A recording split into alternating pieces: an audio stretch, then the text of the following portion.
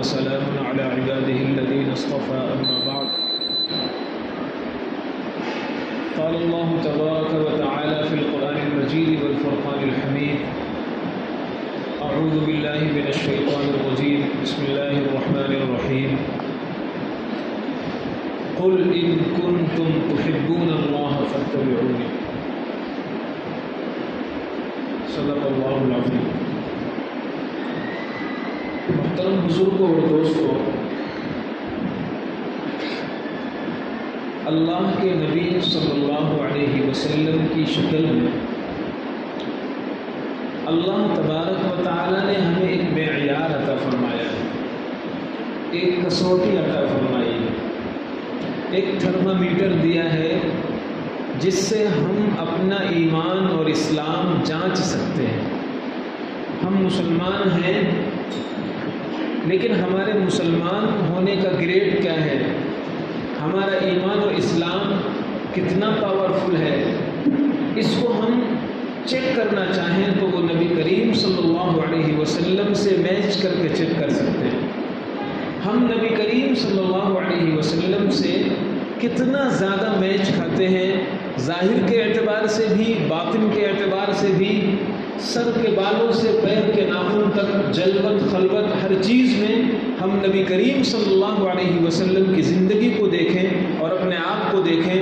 اگر ہم جتنا زیادہ نبی سے میچ کھا رہے ہیں، سمجھنا ہمارا ایمان و اسلام اتنا ہی اعلیٰ اور اتنا ہی بلندی کی طرف جا رہا ہے۔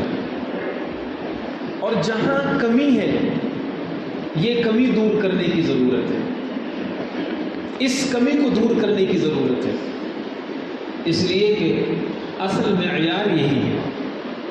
حضرت مفتی شفیع صاحب رحمۃ اللہ علیہ کا نام آپ حضرات نے سنا ہوگا۔ یہ حضرت مفتی تقی عثمانی صاحب دامت برکاتہم کے والد محترم ہیں۔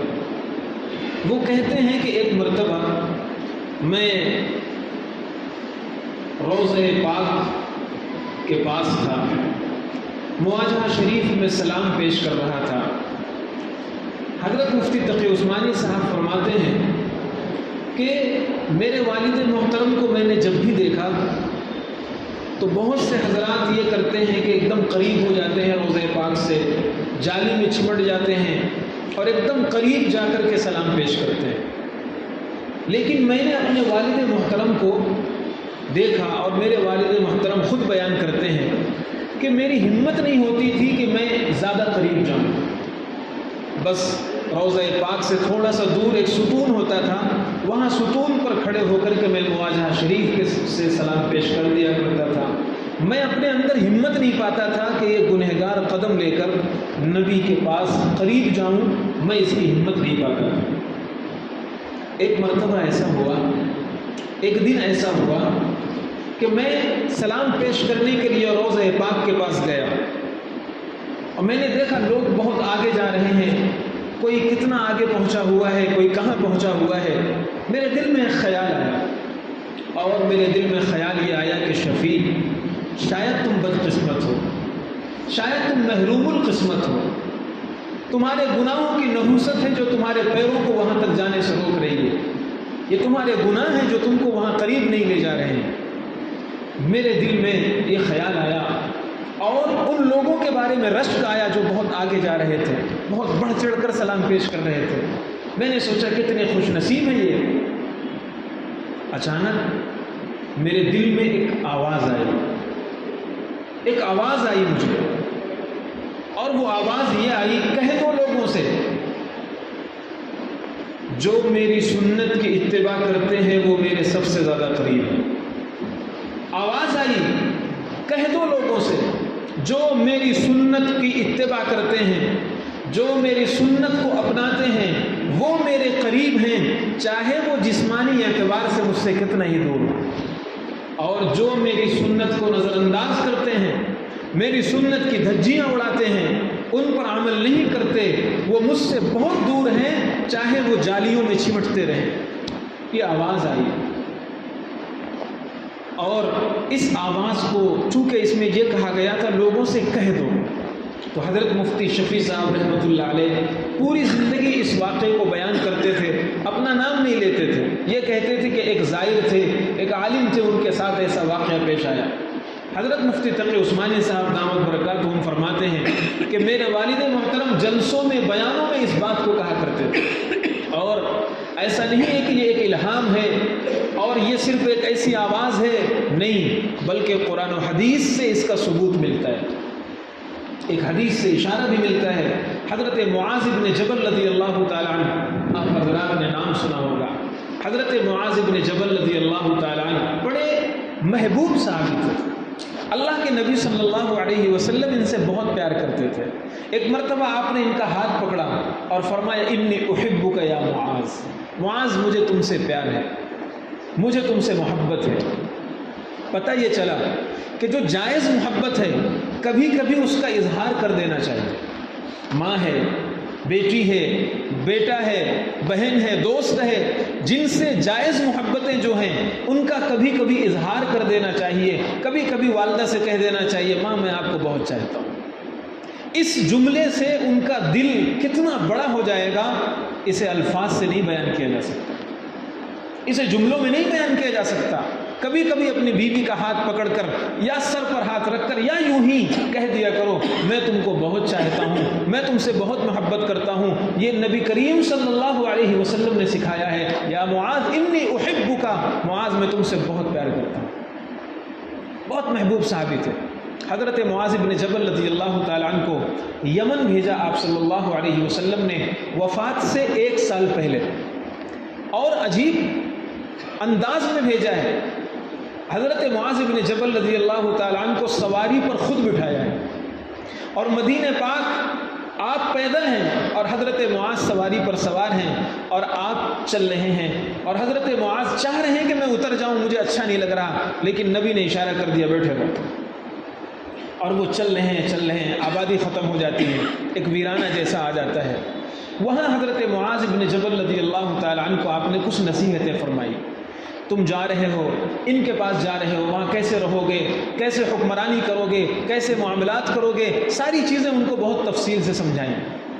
پھر جب آپ نصیحت فرما چکے تو آپ نے مدینہ اس طرف تھا، یہاں سے آپ آئے ہیں اور اس طرف آگے جانا ہے، مدینہ کی طرف آپ نے منہ کر لیا اور فرمایا معاذ شاید تم اگلے سال جب آؤ تو میری قبر کے پاس سے تمہارا گزر ہوگا، شاید یہ میری آخری ملاقات ہوگی، تم مجھے نہ دیکھ پاؤ۔ آپ اندازہ لگا سکتے ہیں کہ حضرت معاذ بن جبل کتنی محبت کرتے تھے نبی پاک سے، اور خود نبی کتنی محبت کرتے تھے حضرت معاذ سے۔ حضرت معاذ ابھی تک جو بندھن روک رکھا تھا وہ ان کا پھوٹ گیا، اور بلک بلک کر پھوٹ کر رونے لگے۔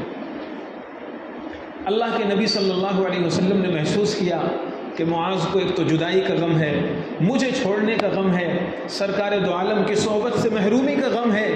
آپ نے اس موقع پر ایک جملہ فرمایا معاذ ان اول الناس بی المتقون حیث کانوا ومن کانوا۔ معاذ تم جسمانی طور پر مجھ سے دور ہو رہے ہو، لیکن یاد رکھو میرے سب سے زیادہ قریب وہ بندہ ہے جو تقوی اختیار کرتا ہے، چاہے وہ جہاں کا رہنے والا ہو، جس نسل کا ہو اور جیسا ہو۔ یہ اشارہ فرمایا اللہ کے نبی نے، اگر کوئی ہند میں رہتا ہے اور وہ اتباع سنت کرتا ہے، وہ مدینہ پاک میں رہنے والے اس انسان سے بہتر ہے جو اتباع سنت نہیں کرتا ہے۔ قریب ہے نبی پاک صلی اللہ علیہ وسلم کے، سکھایا آپ نے جو میری سنت کو جتنا زیادہ اپناتا ہے۔ اور یہاں رک کر کے میں ایک بات عرض کرتا ہوں، جب اس طرح کی باتیں ہوتی ہیں کہ سنتوں پر عمل کرنا چاہیے تو فوراً ہمارا ذہن کھانے کی سنت، پینے کی سنت، مسجد میں داخل ہونے کی سنت، سونے کی سنت، بس ظاہری چند اعمال کی طرف ہمارا ذہن چلا جاتا ہے، اور ہم اگر تھوڑا بہت عمل کرتے ہیں تو شیطان ہمیں مطمئن کر دیتا ہے آپ تو ماشاءاللہ عمل کرتے ہیں، آپ تو ماشاءاللہ سنتوں پر عمل کرتے ہیں۔ سنت کیا چیز ہے؟ ایک مرتبہ اللہ کے نبی صلی اللہ علیہ وسلم حضرت انس رضی اللہ تعالیٰ عنہ سے فرما رہے یا بنیہ بیٹے، بچے، ان تصبح وتمسی وليس في قلبك غش لأحد فافعل فإن هذا من سنتي۔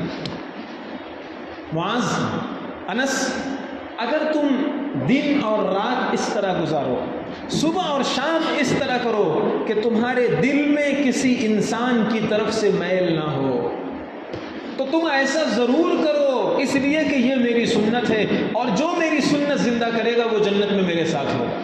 پتہ کیا چلا؟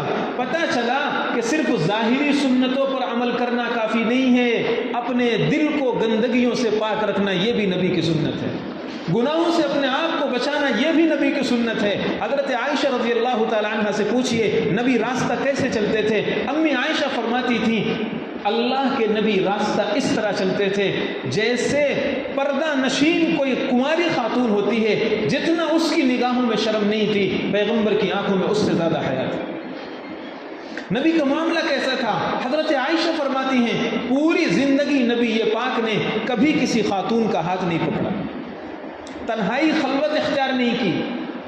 آج ہمارا حال یہ ہے، ماموں زاد، پھوپھی زاد، خالہ زاد، چچا زاد جوان بچے ہو گئے اور وہ بہنوں کے ساتھ ہنسی مذاق کر رہے ہیں، ہم بھابھی، ممانی، خالہ، موسی رشتے نبھا کر کے بیٹھ جاتے ہیں، پڑوسی ہے ہمارا، گھر میں عورت اجنبیہ ہے، تنہا ہے، اور ہم خالہ کہہ کر کے گھس جاتے ہیں۔ پوچھئے مفتیوں سے، اگر کوئی نوجوان عورت کو تنہائی میں قرآن بھی پڑھاتا ہے وہ بھی حرام ہے، حدیث پڑھاتا ہے وہ بھی حرام ہے۔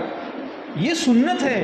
سنت کا صرف یہ مطلب نہیں ہے کہ چند ظاہری اعمال کی سنت ہم اپنا لیں یہ سنت ہو جائے، سنت تو اپنے دل کو نبی کے دل کے مشابہ بنا دیں، یہ بھی سنت ہے۔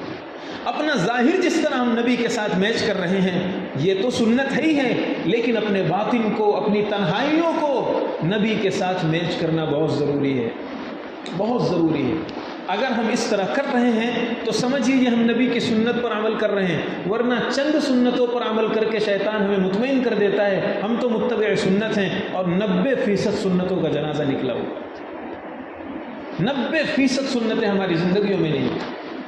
اس لیے بزرگ اور دوستوں، بہت صحابہ کرام نے نبی پاک صلی اللہ علیہ وسلم کے منشا کو سمجھا ہے، انہوں نے اصل سنتوں پر عمل کیا ہے، ان کو معلوم ہو گیا کہ نبی کی چاہت یہ ہے۔ اللہ اکبر۔ ایک مرتبہ مسجد نبوی میں بہت سے دروازے تھے، مسجد نبوی میں بہت سے دروازے تھے۔ ایک دروازے کے بارے میں اس زمانے میں عورتیں آیا کرتی تھیں نماز پڑھنے، ضرورت تھی، دین سکھانا تھا، تو اللہ کے نبی نے بہت سی شرطوں کے ساتھ، رعایت کے ساتھ ان کی اجازت دی تھی۔ آپ کام کاج کے کپڑوں میں آؤ گے، میک اپ کر کے نہیں آؤ گے، ایک شرط، ایسے ہی آؤ گے، اسی طرح ایک دم پیچھے رہو گے، اسی طرح جب نماز ہو جائے گی مرد حضرات کو آدیش کا حکم کا کوئی کھڑا نہیں ہوگا، کوئی اٹھے گا نہیں، جب تک ایک ایک عورت مسجد خالی نہیں کر دے گی تب تک تمہیں یہاں سے انٹری نہیں ہے، یہاں سے ہلنا نہیں ہے، تاکہ دروازے میں بھیڑ نہ ہو، مرد عورت کا اختلاط نہ ہو۔ دیکھیے نبی مسجد میں ایک جگہ جمع ہونے سے اپنے امت کو بچا رہے ہیں، اور ہم مارکیٹوں میں بھیڑ لگا رہے ہیں۔ یہ نبی کی سنت ہے، یہ سنت ہے۔ تو اللہ کے نبی صلی اللہ علیہ وسلم نے ایک دروازے کے بارے میں فرمایا لو ترکنا هذا الباب للنساء، میری چاہت یہ ہے کاش یہ دروازہ صرف عورتوں کے لیے خاص ہو جائے، عورت یہاں سے آیا کرے بس۔ اس کا مطلب یہ تھا کہ جب عورتوں کے آنے کا وقت ہو اس وقت اس دروازے سے نہیں آنا، اس کا ظاہری مطلب یہی تھا۔ لیکن حضرت نافع عبداللہ ابن عمر کے شاگرد فرماتے ہیں ابن عمر مرتے مر گئے کبھی اس دروازے سے قدم نہیں رکھا، پوری زندگی ہو گئی، پوری زندگی انتقال کے قریب ہو گئے، حضرت نافع فرماتے میں نے اپنے استاد کو ابن عمر کو اس دروازے سے کبھی مسجد میں آتے ہوئے نہیں دیکھا۔ مزاج یہ تھا نبی کا، سمجھ گئے ایک مرتبہ کہ یار یہ عورتوں کے لیے، بس نبی کی چاہت یہ ہے اب کچھ بھی ہو جائے، اب یہ نہیں ہو سکتا کہ ابن عمر کا قدم اس دروازے تک جائے۔ ہم کیا سنتوں پر عمل کر رہے ہیں؟ اس لیے چیک کیجئے اپنے آپ کو، اور خاص طور پر اپنے دل کو اور اپنے اندر کو چیک کیجئے کہاں کہاں اس میں غفلتیں ہیں، اور پھر اس کے بعد میچ کیجئے نبی پاک صلی اللہ علیہ وسلم کا دل کیسا تھا۔ انس، میرا دل ایسا ہے کہ میرے دل میں کسی کی طرف سے گرد و غبار نہیں ہے، تم بھی ایسا کرو۔ وآخر دعوانا الحمد للہ رب العالمین۔